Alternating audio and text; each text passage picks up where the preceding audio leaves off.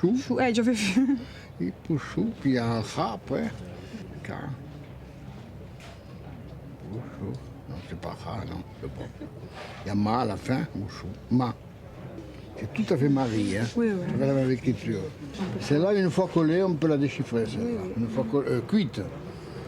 Elle était cassée dans le sol déjà. Alors, c'est ça. Et Trésor. cette tablette a été trouvée dans le même contexte où il y avait ces deux objets, ces deux pierres. Ça, c'est manifestement une pierre qui a servi à quelque chose. Mais nous avons la plateforme de scribe. Il y a un mur, un sol, et puis il y a une plateforme de briques cuites, ce qu'on appelle les tabouks, 4 sur 4. Et Buccellati, qui a fait avant nous, a trouvé inséré parmi ces briques une petite jarre avec de l'argile dedans. Et donc il a interprété l'ensemble comme une plateforme, que les scribes donc étaient assis et avec sa main prenait il prenait l'argile de la petite jarre et puis Pas du scribe, du scribe. des tablettes. Du scribe, non, du scribe. C'est le même. Oui, donc dans la mythologie de la mission, ça s'appelle la pièce à la plateforme du scribe. Toute mythologie, toujours. Voilà, ça c'est... يا ابو لو يكونوا عند ربي تليفون الا خبر جنبكم بالرضايا عيني عيني عيني عيني Je suis historien, mais l'histoire, c'est-à-dire la reconnaissance et la retrouvaille du passé, suppose, comme le passé est mort, qu'on l'étudie à travers ce qu'il nous a laissé de lui. Or, les hommes passés et morts depuis très longtemps nous ont laissé deux types de choses, si vous voulez, étudiables. D'abord, ce qu'ils ont fabriqué, les monuments, comme on les appelle, et qui, analysés, une statue, un mur, nous permettent de savoir leur technique. Enfin, ces objets ne parlent pas, mais on peut les faire parler. Ils sont assez peu loquaces, mais ils disent pas mal de choses. Ce n'est pas mon domaine, c'est le domaine des archéologues. Moi, ce qui m'intéresse, c'est ce qu'on appelle les documents. Parce qu'à partir d'une certaine époque, et dans certains pays, et la Mésopotamie est le premier à avoir ce privilège, on a pu fixer la pensée qui est volatile, la parole qui est volatile, a pu être fixée grâce à ce truc merveilleux qu'est l'écriture. Or, l'écriture a été inventée en Mésopotamie. Alors donc, il y a toute une partie de vestiges du passé qui est écrite. Alors, évidemment, l'écriture traduisant la pensée et la langue est beaucoup plus précise, beaucoup plus indubitable, beaucoup plus détaillée que les vestiges archéologiques.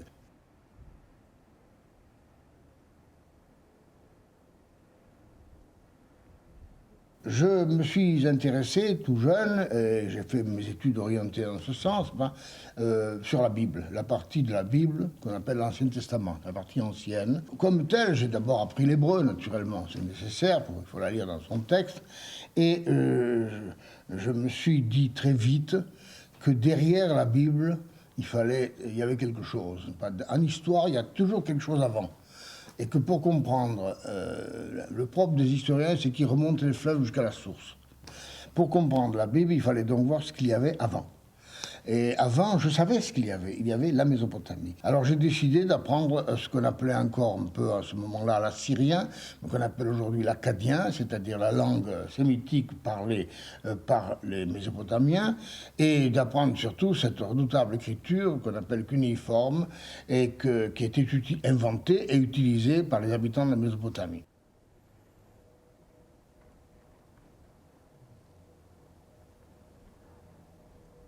Alors je me retrouve ici, à Mari, dans le palais du roi de Mari, après 43 ans d'absence. J'avais quitté cet endroit fin décembre 1952, et à ce moment-là, on venait de découvrir, il y a quelques années, qu'on avait découvert ici une grande quantité de tablettes.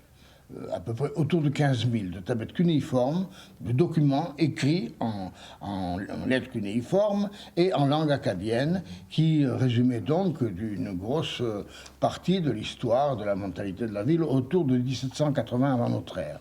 J'ai été recruté par celui qui dirigeait une petite équipe qu'on avait fondée à ce moment-là, créée à ce moment-là, pour étudier ces tablettes et les éditer, qui s'appelait M. Dossin, qui était non seulement un grand savant, mais un charmant homme. J'ai été recruté par lui pour faire partie de l'équipe. Notre rôle, c'était ce qu'on appelle, en langage technique, d'être épigraphiste, c'est-à-dire de pouvoir lire les textes à mesure qu'on les trouve, ou au moins de les identifier. On ne peut pas toujours les lire, ils sont souvent très difficiles. Hein. Voilà mon rôle. La Mésopotamie s'étendait à peu près dans les limites de l'Irak contemporain. C'est avant tout une espèce d'île entre deux fleuves, le Tigre à l'est et l'Euphrate à l'ouest. Au nord, elle est limitée par la masse formidable du Caucase, au sud par le golfe Persique. Elle comprend un certain nombre de villes, dont certaines sont devenues, avec l'histoire, avec le temps, des capitales, comme Uruk, Babylone et Ninive. Il n'y a de pluie, il n'y a de précipitations en Mésopotamie qu'entre décembre et février. Le reste du temps, il ne pleut pas. Comment tenir ce pays avec assez d'humidité pour cultiver de vastes champs d'orge et à côté, évidemment, les légumes, les fruits qui étaient nécessaires à la vie. La première invention de ce pays, qui a tout le temps préoccupé ses souverains et son personnel, ce sont les canaux. On a imaginé, n'est-ce pas, de démultiplier l'eau qui arrivait par l'Euphrate et le Tigre, et qui arrivait quelquefois d'ailleurs en surplus au moment des inondations après l'hiver, à la fonte des neiges dans les montagnes.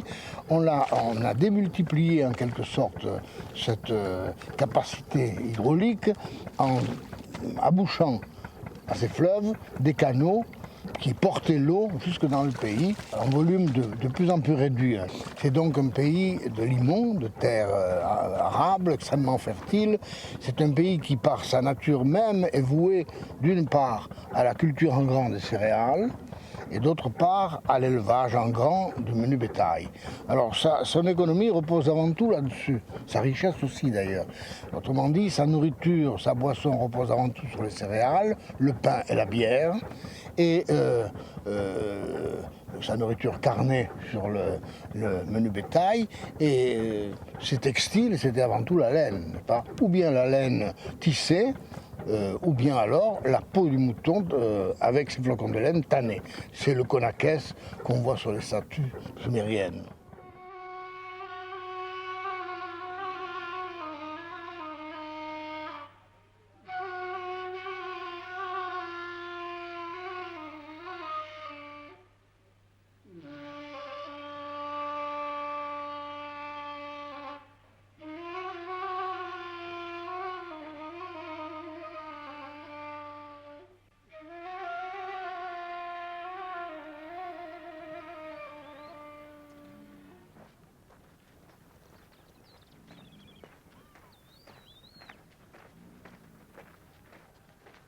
Alors le voilà, ce vieux Euphrate, là. Dans quelques 500 km, il arrive à Bagdad. C'est la grande voie de communication entre la Mésopotamie, ça a été la grande voie de communication entre la Mésopotamie et tout le reste du Proche-Orient vers nous. Autrement dit, avec la route qui le longeait, puisque tout le reste au sud était un énorme désert infranchissable, avec la route qui le longeait et qui était fréquentée par les caravanes, l'Euphrate avec les radeaux, les bateaux qui le descendaient, c'était la grande voie de communication, et c'est par là que sont allés et venus tout ce que la Mésopotamie avait à donner au monde et tout ce que le monde des environs avait à recevoir d'elle. Je suis toujours... Nous avons des lettres, nous avons de nombreux papiers qui montrent l'importance de l'Euphrate au point de vue commercial. Du nord venait le vin, venait le miel, venaient d'autres biens encore, mais refluaient sur le nord toutes les idées, toutes les pensées, tous les mythes, tous les textes que Babylone pouvait produire. Toute la civilisation, la culture mésopotamienne est sortie vers l'ouest, n'est pas par là. La civilisation mésopotamienne est une civilisation hybride. Elle a été créée en basse Mésopotamie au 4e millénaire avant notre ère par la rencontre et l'acculturation réciproque de deux populations. L'une, ce sont les Sémites, que nous appelons Acadiens. L'autre, qui parlait une langue aussi loin du sémitique que le chinois du français, ce sont les Sumériens. Au 3e millénaire, il y a donc, si vous voulez, une énorme influence culturelle de la Mésopotamie sur le Proche-Orient. C'est par là que la civilisation mésopotamienne a commencé à sortir de ses limites, n'est-ce pas, pour imbiber en quelque sorte ces populations qui l'ont reçu, l'ont cherché, l'ont voulu, l'ont reçu, et notamment ont reçu cette perle même de la civilisation qu'est l'écriture, c'est la chose la plus raffinée, la plus importante d'une civilisation, puisque à Mari, aussi bien qu'à Ebla, à cette époque-là, nous avons des documents écrits sur place et qui sont en cunéiforme et qui sont même non seulement en cunéiforme, mais souvent en langue sumérienne et acadienne propre à la Mésopotamie. Alors c'est le signe même, c'est pour ça que j'ai parlé d'écriture, c'est le signe même de cette transmission de la civilisation.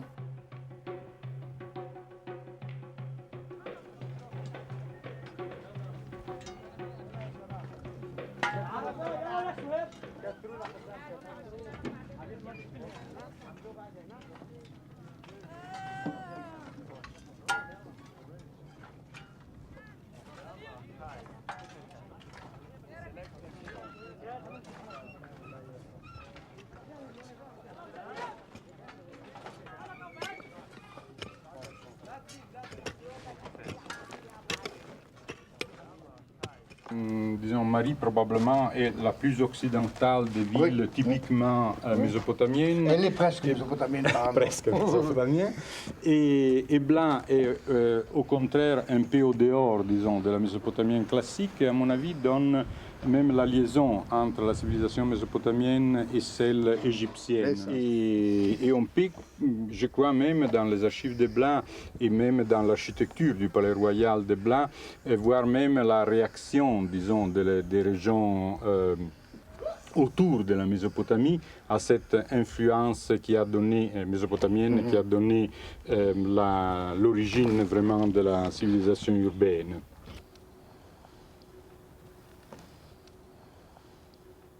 Donc nous sommes dans la région du palais royal du 3e millénaire. C'est la grande cour des audiences où, avec le podium du roi, on recevait certainement des messagers, des ambassadeurs et des marchands. Maintenant, nous sommes en train d'entrer dans les quartiers administratifs. Et les archives administratives étaient tout près, disons, entre la salle du trône et la cour des audiences. Il était gardé dans cette petite chambre, donc, où on a trouvé la plupart des 17 000 tablettes et fragments originaires, disons, du 3e quart du 3e millénaire.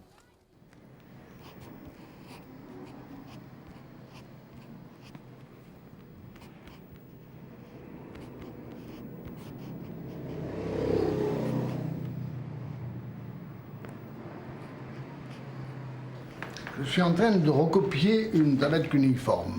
Voilà, c'est ça une tablette cunéiforme. Il y en a de toutes les tailles, il y en a de toutes les époques, n'est-ce pas ? Et je suis en train de recopier une lettre. Ceci représente une lettre envoyée autour de 1750, par là.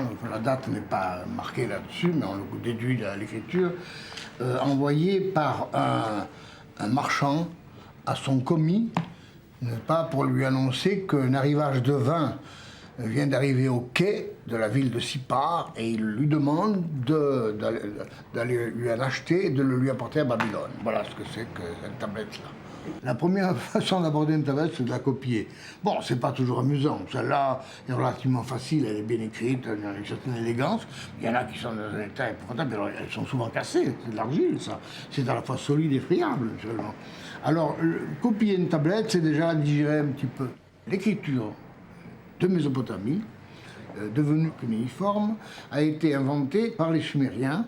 Et ils l'ont inventée, les archéologues pensent aujourd'hui, avec leurs critères à eux, que c'est autour de 3200 à peu près. C'est la première écriture connue au monde. Alors ils ont commencé par faire des dessins. N'est pas l'état premier de l'écriture, c'était ce qu'on appelle ou la pictographie ou l'idéographie, c'est-à-dire que vous voulez dessiner un chat, vous faites la forme d'un chat, un vase, la forme d'un vase, etc. Et ces dessins étaient gravés sur l'argile, parce que c'est la matière universelle dans le pays. Ça avait de papier, et c'était gravé à la pointe.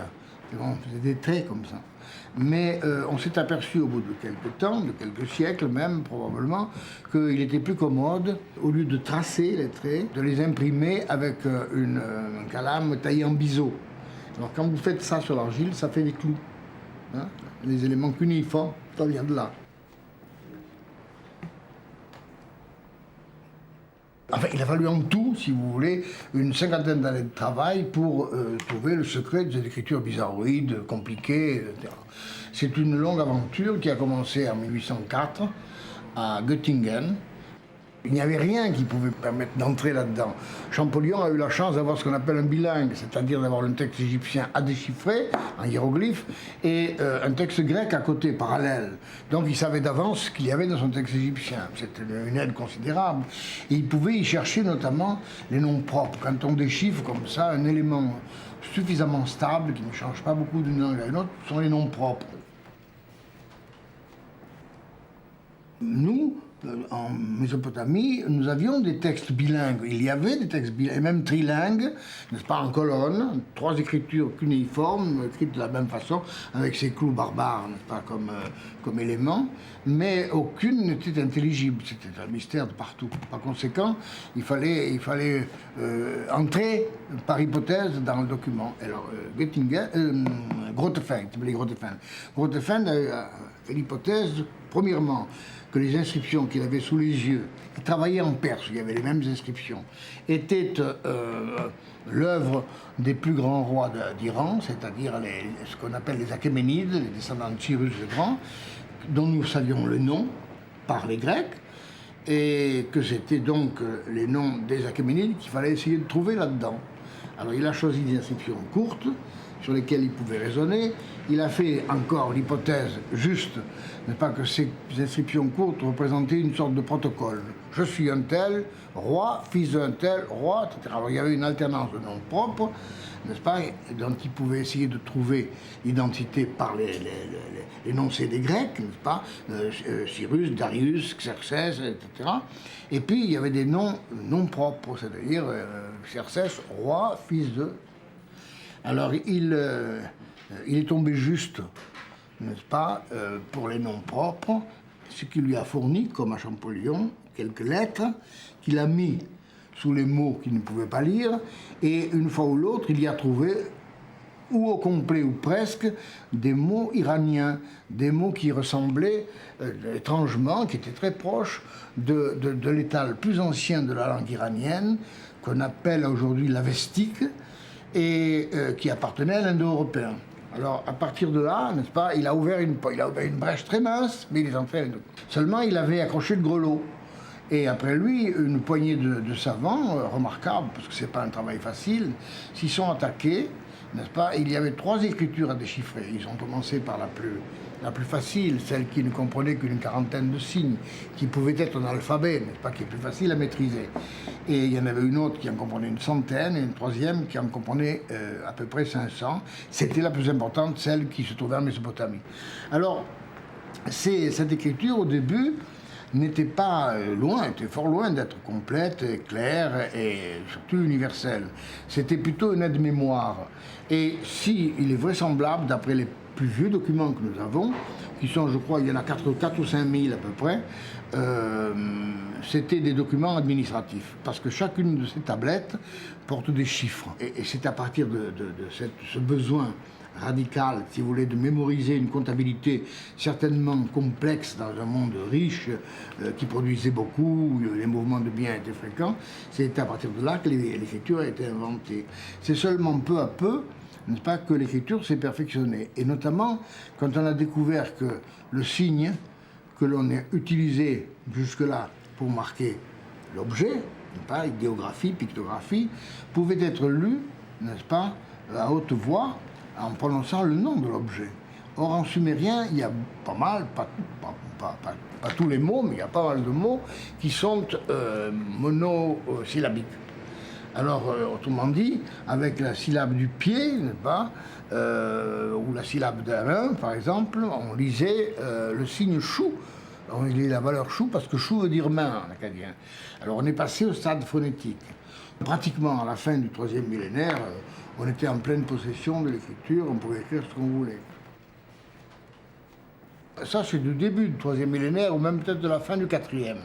On y voit des chiffres, et on y voit au moins un signe qu'on discerne pas mal, c'est le signe de l'épi. En voilà une ici, qui est une très grosse tablette, qui est un compte annuel.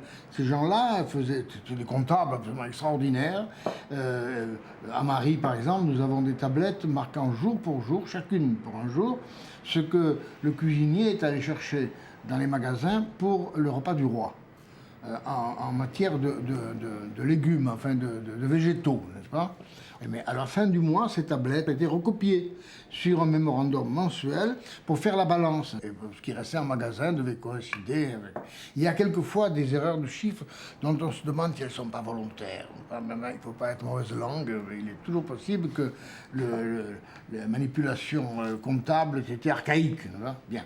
Alors, donc, celle-ci, c'est un mémorandum mensuel d'époque qu'on appelle néo-sumérienne, c'est-à-dire entre 2100 et 2000. Ce sont des tablettes d'usage, ça, naturellement. C'est une tablette de comptabilité. Il y a des tablettes plus solennelles. Celle-là, par exemple, c'est une tablette dédicatoire. D'abord, elle est très bien écrite, elle est entaillée dans de la pierre, et en même temps, elle a quelque chose d'élégant et de solennel. Il y a un dictionnaire, c'est très intéressant parce que ces gens-là avaient fait des listes de signes, c'est-à-dire de mots, c'est-à-dire de choses, n'est-ce pas? Quelquefois isolés, seulement en sumérien, quelquefois avec la valeur, la traduction acadienne en face, n'est-ce pas? Et où les choses étaient classées. Nous avons comme ça une œuvre considérable, une sorte d'encyclopédie en 24 tablettes, et qui classait tout l'univers de la nature et de la culture, à l'exception des hommes. Alors, la dernière, c'est celle-là. C'est la plus récente, elle a été trouvée à un site d'Uruk, dans toute une bibliothèque, à l'époque hellénistique, alors vers entre 300 et 200, et c'est un texte mathématique. C'est intéressant aussi pour marquer un peu les préoccupations mathématiques extrêmement poussées, beaucoup plus que les miennes d'ailleurs, de ces gens-là, parce que moi je trouve un grand tremblement devant ce texte, mais je n'y comprends pas grand-chose, c'est pas mon cas. Le document que vous voyez ici a été enfermé, on l'a sorti maintenant pour le montrer, on a recollé les morceaux, a été enfermé là-dedans, après avoir été écrit, dans une masse d'argile qu'on a donc modelée par la forme courante, et sur laquelle on a écrit le même texte normalement qu'à l'intérieur. C'est un texte administratif, économique. Quelquefois, je dois dire que le scribe, oubliant comment il a écrit l'intérieur, change de caractère, parce qu'il y a une certaine liberté dans cette écriture. On peut mettre un signe pour l'autre, il signifie la même chose. Et pour nous, c'est très intéressant, parce que ces équivalences sont très intéressantes. Alors, lorsqu'il était fait, donc, on recouvrait ceci, on écrivait dessus, ou le résumé. Pour les textes administratifs, pour les lettres, on mettait la date simplement. Mais les lettres enveloppées, conservées par nous, en tout cas, ne sont pas tellement fréquentes. Alors là, donc, on recopiait en gros le texte, et puis on roulait par-dessus, enfin, les autorités qui présidaient à l'opération roulaient par-dessus leur sceau, et on en voit la trace ici. On voit c'est la scène d'un sceau, n'est-ce pas? La scène que représente un sceau, c'est une scène dite de présentation. Une divinité inférieure est censée présenter à une divinité supérieure son protégé. Voilà. Le sceau, c'est le représentant de la personne. Chacun a son sceau à lui. Je parle des hommes d'une certaine qualité, d'une certaine hauteur sociale, si vous voulez. Ceci suppose quelqu'un qui est capable de propriété, d'échange officiel, et donc qui peut être face à un document qu'il veut authentifier. Ça, c'est un phénomène propre à la Mésopotamie. Le cachet de forme cylindrique qu'on n'avait qu'à rouler sur l'argile molle pour l'imprimer. Ça n'existe nulle part ailleurs.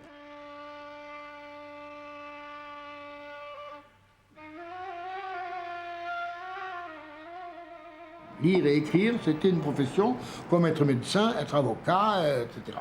Alors il y avait donc un corps de spécialistes, de scribes, de copistes, etc., qui apprenaient leur métier par de longues années d'études, dont nous avons des témoignages intéressants d'ailleurs, des textes d'études d'étudiants ou des aides de mémoire, et qui ensuite l'appliquaient. Alors, ceux qui étaient géniaux, comme maintenant, ceux qui sortaient un peu de la foule, pouvaient être auteurs eux-mêmes, composer des choses, et avoir une vie ou de savant ou de littérateur, si vous voulez. Les autres, c'était des cribouillards, ils recopiaient les textes, ou alors ils écrivaient. Une lettre n'était jamais, étant donné l'impossibilité de la plupart des gens, y compris les rois, de lire et d'écrire, une lettre supposait l'intervention de deux scribes, de deux experts de l'écriture. Le premier écrivait sous la dictée du roi, dictée directe ou indirecte, n'est-ce pas ? Et il s'adressait au second, à celui qui se trouvait près du destinataire et qui lui lirait la tablette. Alors ça commençait toujours comme ça, à un tel, c'est-à-dire à celui à qui je destine ma lettre, toi, n'est-ce pas, mon scribe, dis ceci. Ainsi te parle un tel, l'expéditeur de la lettre. Et puis, le texte là. Vous voyez le rôle des scribes, n'est-ce pas, sans compter la comptabilité énorme. Ces gens-là ont écrit des milliers de textes de comptables, etc. Il y avait un peu de tout.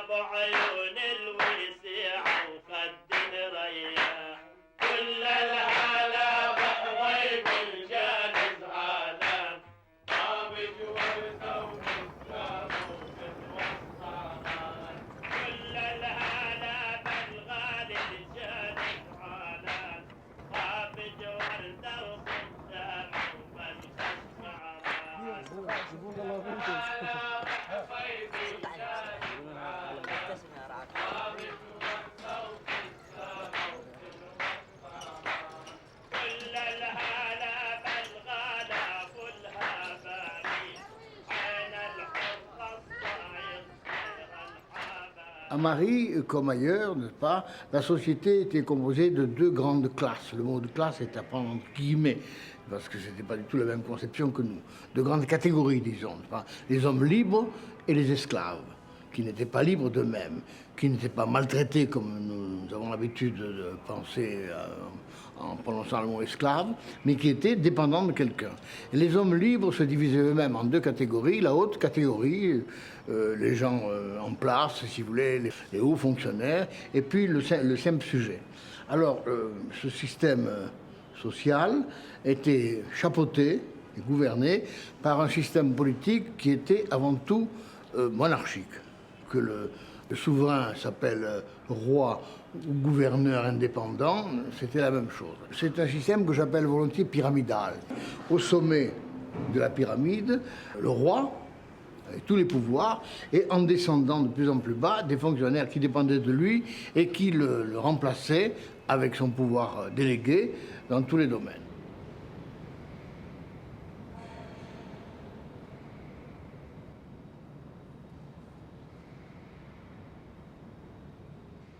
On peut restituer une partie de la vie du palais, du roi et de son entourage. Il y a par exemple une institution tout à fait extraordinaire pour nous, n'est-ce pas, et un peu incroyable, c'est ce qu'on appelle le substitut royal. Lorsque les textes divinatoires prédisaient la mort du roi, on cachait le roi et on prenait un bonhomme, n'importe lequel, que l'on nommait roi, et qui avait les habits du roi. On lui donnait une femme. Le roi n'était vraiment roi quand il pouvait assurer cette descendance, donc quand il avait son épouse. Alors on lui donnait donc une femme, les habits, et lui, officiellement, c'est lui qui apparaissait. Et le roi gouvernant en sous-main, mais en se cachant. Et au bout de quelque temps, chose évidemment assez scandaleuse pour nous, on le tuait, ce substitut royal. Alors le destin était accompli, n'est-ce pas ? Les rois avaient prédit, les dieux avaient prédit qu'un roi mourrait, le roi était mort, on était tranquille. Alors évidemment, nous avons un certain nombre de lettres sur cette histoire-là. Quelques-unes qui se font frissonner un petit peu, parce que les gens n'étaient pas tendres, naturellement. Le code d'Hammurabi qui est non pas un code de loi comme on le croit, mais un texte de jurisprudence, est le témoin et la cause, dans l'idée de Hammurabi d'ailleurs, de l'organisation stricte qu'il a voulu et réussi à imposer à son royaume.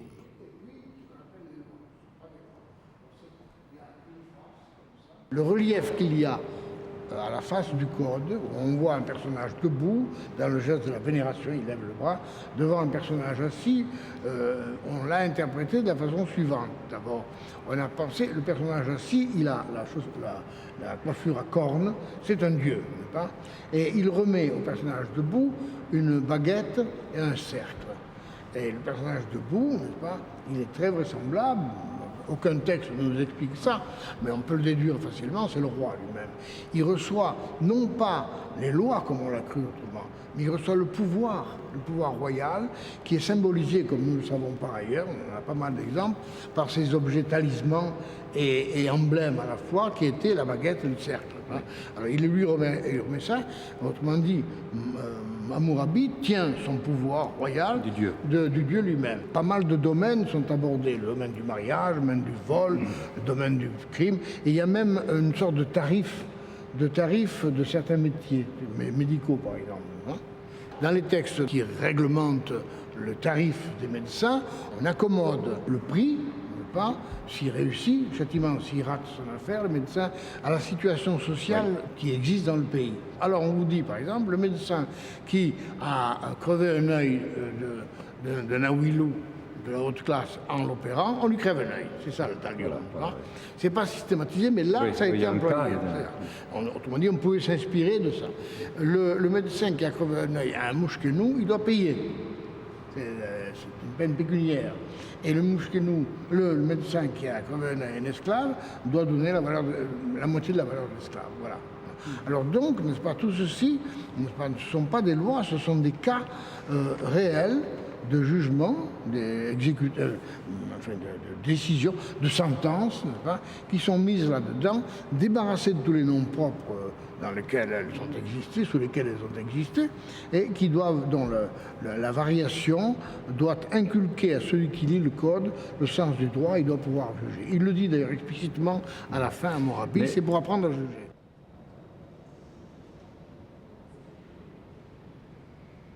Dans le système religieux mésopotamien, chaque secteur de l'univers avait son dieu qui s'occupait de lui. Il y avait un dieu pour le soleil, un dieu pour la lune, un dieu pour la poussée des plantes, un dieu pour la naissance des enfants, un dieu ou une déesse. Et une déesse, Ishtar, elle, a le rôle particulier d'être à la fois la déesse de l'amour et la déesse de la guerre.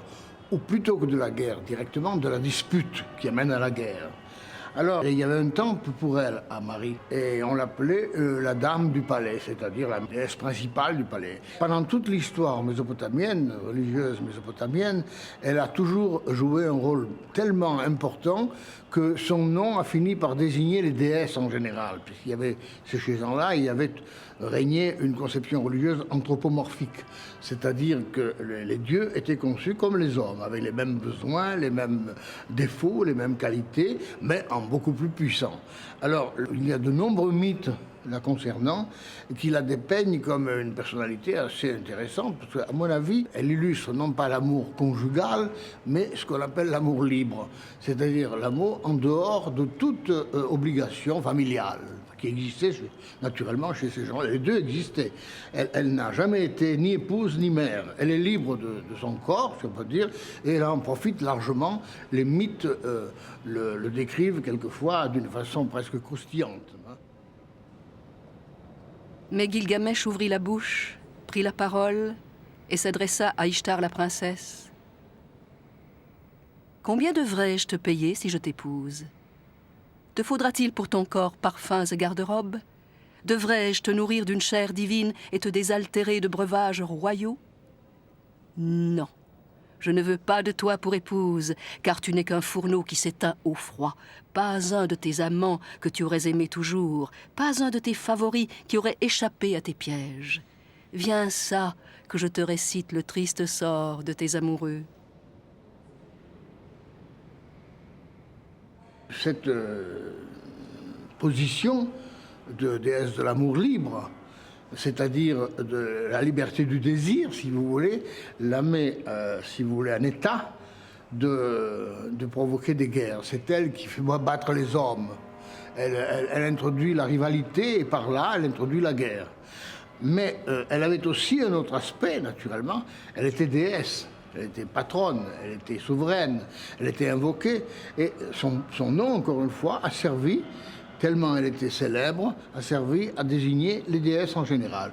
Le mot déesse se disait normalement Iltu, en acadien.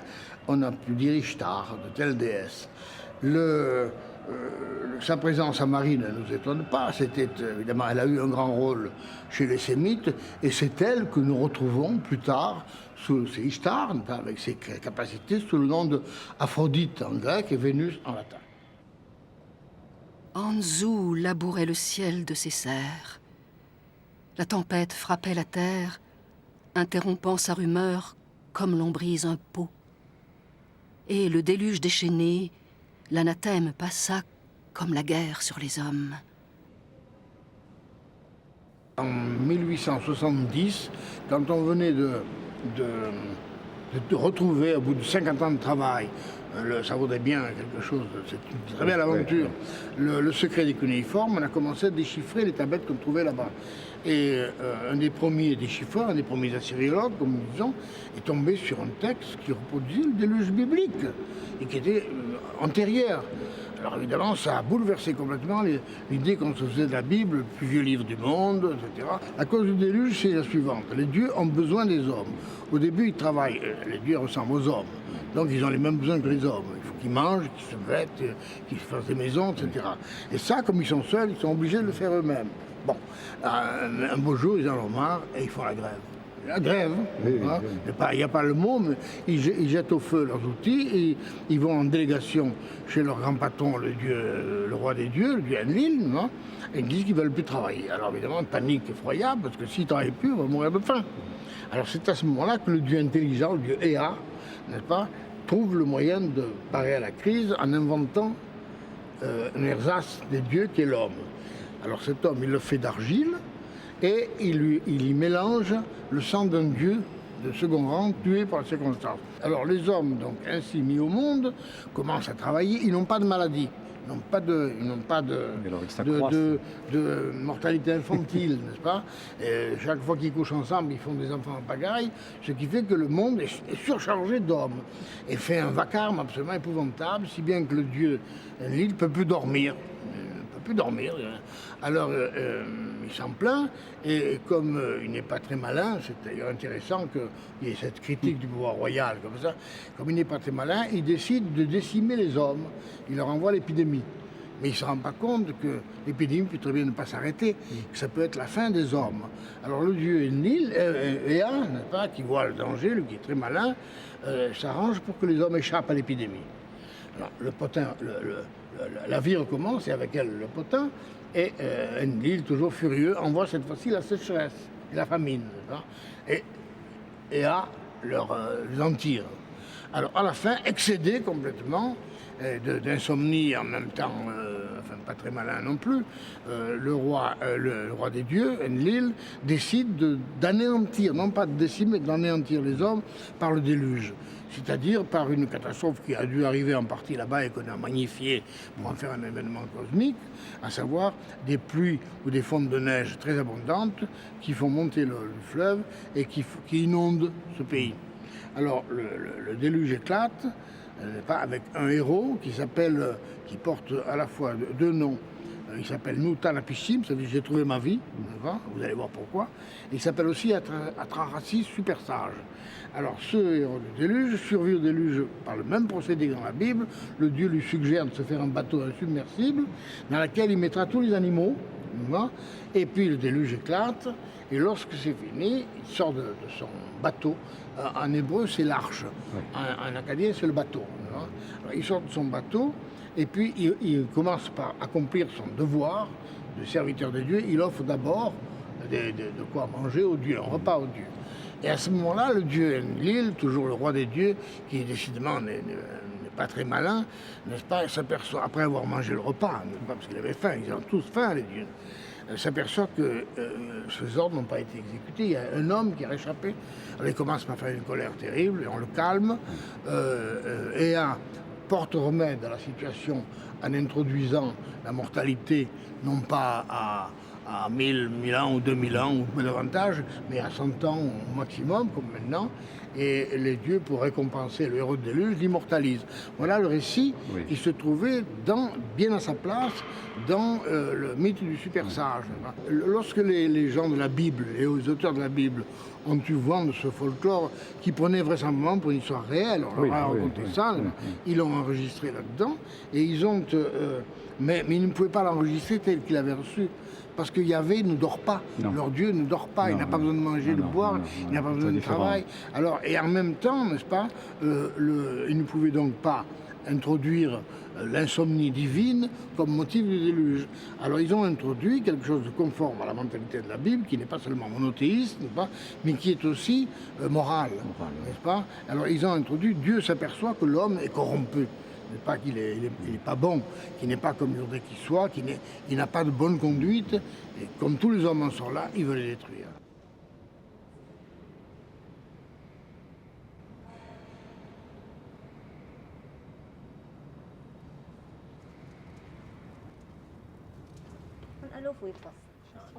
Pendant ce temps, on détrempe au lait de la semoule d'orge dûment nettoyée, et quand elle est assez humidifiée, on la pétrit avec de la saumure. On fait de cette pâte 2 parts égales. On en réserve une qu'on laisse gonfler. L'autre, on la cuit dans le fourneau en petites galettes que l'on détache, une fois cuite, de la paroi du fourneau. On essuie proprement oiseaux, gésiers et entrailles, en y ajoutant un morceau de la graisse d'énervé, des bois aromatiques à volonté et de la rue effeuillée. Ceci représente, Guy Savoie, quelque chose que vous avez bien voulu faire, à savoir vous inspirer d'une recette qui date de près de 4000 ans, qu'on a retrouvée sur des tablettes cunéiformes et qu'on a traduite. Hein. Et il s'agit avant tout de cuisine à l'eau. Ce qui est une... Enfin, vous le savez mieux que moi, ce qui est, j'imagine, une façon nouvelle par rapport à la manière antique connue dans le pays de griller la viande directement au feu ou par grill, et en même temps une manière qui donne lieu à un raffinement plus grand, étant donné que dans le bouillon, l'eau de cuisson, on peut introduire un tas d'ingrédients. Plusieurs de ces recettes comportent au moins entre 6 et 10 condiments différents. C'est déjà pas mal, il y a une recherche du goût, une subtilité. Autre subtilité, ces condiments sont souvent appariés, comme s'ils étaient complémentaires, un peu comme chez nous, le persil et l'ail, etc., ils étaient ensemble. Alors ça, donc, ça fait quand même une difficulté. Nous n'avons pas nos instruments de cuisson, nos lieux de cuisson sont évidemment beaucoup plus perfectionnés que les leurs. Eux, ils en avaient 2 principaux. Ils avaient ce que j'appelle le fourneau, qui est toujours utilisé dans le Proche-Orient, d'ailleurs presque avec le même nom. En acadien, on disait tinuru, on dit tanour maintenant, qui est un cylindre d'argile, n'est-ce pas, assez haut, avec un trou en bas. On allume un feu très violent, de manière que les parois soient chauffées à blanc. Après quoi, on plaque sur les parois des galettes de pâte qu'on a agrandies. C'est le tandoori. Exactement. C'est le tandoori. Mais tandoori, c'est tanour, d'ailleurs. C'est le même mot. Ah oui, d'accord. Alors on le plaque là-dedans et ça cuit à l'intérieur. On les enlève quand elles sont à point, etc. Mais en dessus, on peut mettre aussi des plats à cuire. Alors, cette cuisine suppose seulement ce type de four, de fourneau. Disons. Elle ne donne que du pain non levé, naturellement. Le pain arabe, c'est des galettes. Hein.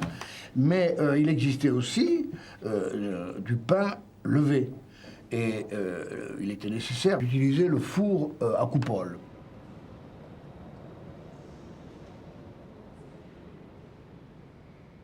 Je dirais que les recettes étaient, grâce à vous, très claires. Et enfin, très claires dans la description. Et après, j'ai été un peu inquiet quand j'ai vu la liste des ingrédients. Et puis, on s'est lancé, on a essayé. C'est une cuisine, une haute cuisine, de haute classe, réservée aux rois, aux grands de ce monde et aux dieux. Parce que dans ce pays, la religion voulait que les hommes étaient faits pour servir les dieux comme les sujets pour servir le roi. On l'ouvre? À volontier, oui, on regarde, on va faire la s'il y a dedans. dissection. Voilà. Bon, ok. On se risque? À volontiers, oui. Ouais, je sais pas ce que ça va donner. Ça va donner. C'est une pâte on a fait une pâte à pain très rustique. Hein. Oui, non levé. Non levé. Non ouais. levé, simplement, c'est ça, c'était ça. Oh, c'est joli ça. Pensez Si qu'on Hammurabi était là, il se jetterait dessus. Je sais Ah ouais. pas si- Vous pensez oui, qu'on peut y aller? Bien, oui. Allez-y, Alors, puis on a fait allez-y. toute la. Donc, avec les poireaux, Vous l'ail. vous avez fait une abaisse. Voilà, une abaisse. Dans le plat. Dans le plat. Comme c'est dit d'ailleurs dans la recette. Ensuite, j'ai mis la espèce d'emplâtre. Oui. D'ail de. Plâtre goûteux. Voilà. D'ail, de poireaux et Oui, oui, d'herbes. oui, oui. Et d'herbes. Après, Oui. j'ai posé mes cailles qui ont été Oui, d'abord lavées. Voilà. très bien. Merci. Lavées. Et ensuite, Je me sens très babylonien. j'ai cuit dans j'ai cuit dans un fond de volaille quand même. Oui, moi je trouve que c'est très bon et c'est bien meilleur que ce qu'ils auraient fait eux. On m'a Voyez. souvent demandé est-ce que vous feriez ces recettes. Alors j'ai toujours dit, allez lire, comme je les comprends, je les ferai volontiers pour mes ennemis.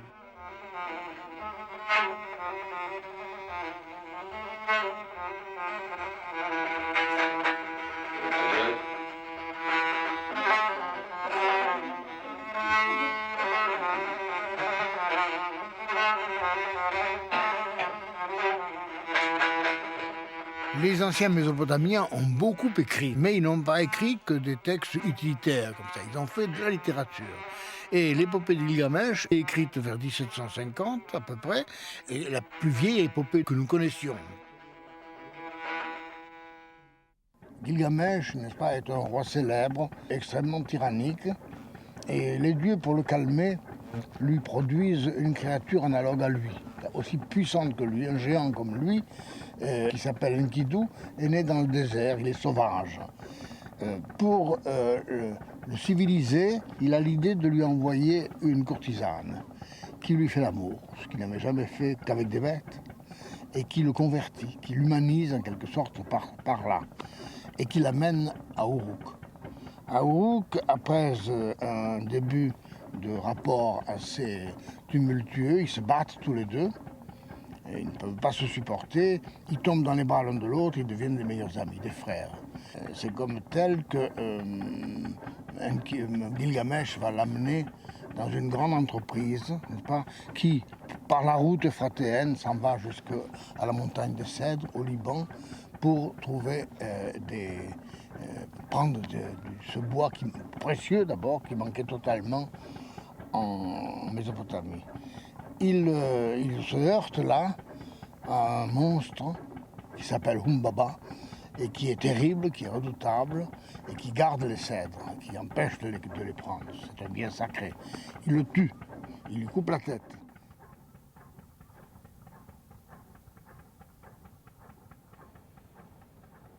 Gilgamesh abattait les arbres, et Enkidu, ayant ouvert la bouche et pris la parole, s'adressa à Gilgamesh. « Mon ami, nous avons abattu un cèdre extraordinairement élevé, dont la cime perçait le ciel. Faisant un ventail de porte de 36 mètres de haut et de 12 de large, on le transportera à Nippur, l'Euphrate le portant, et Nippur sera en liesse. »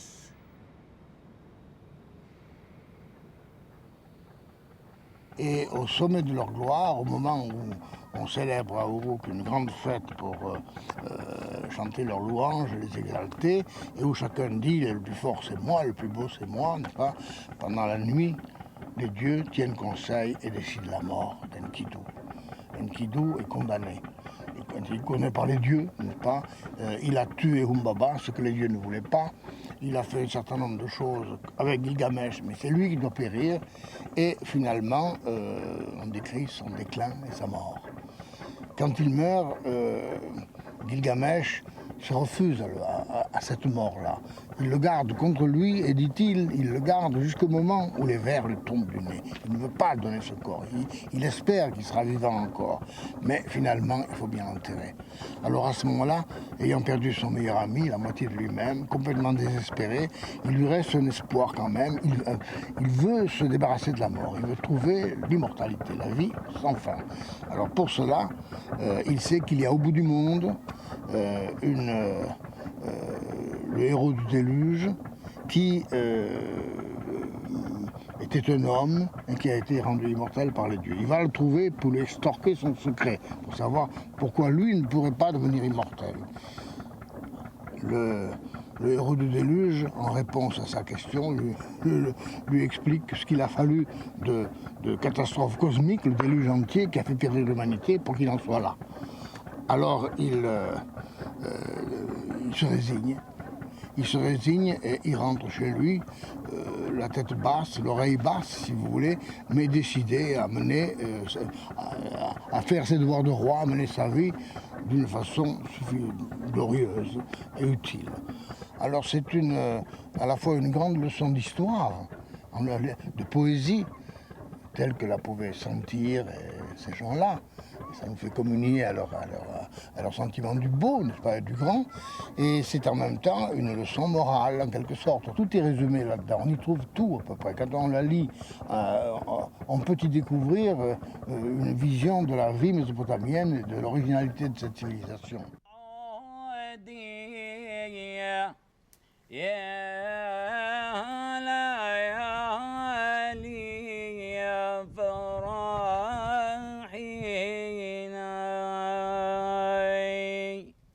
يا عيني إذا طال الهجر والبعد دامي لجعل من عصير الدفن دامي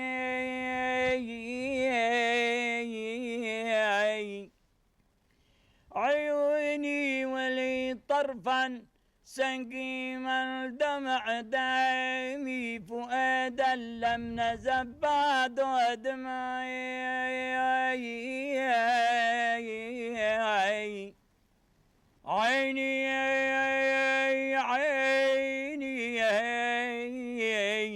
عيني عيني عيوني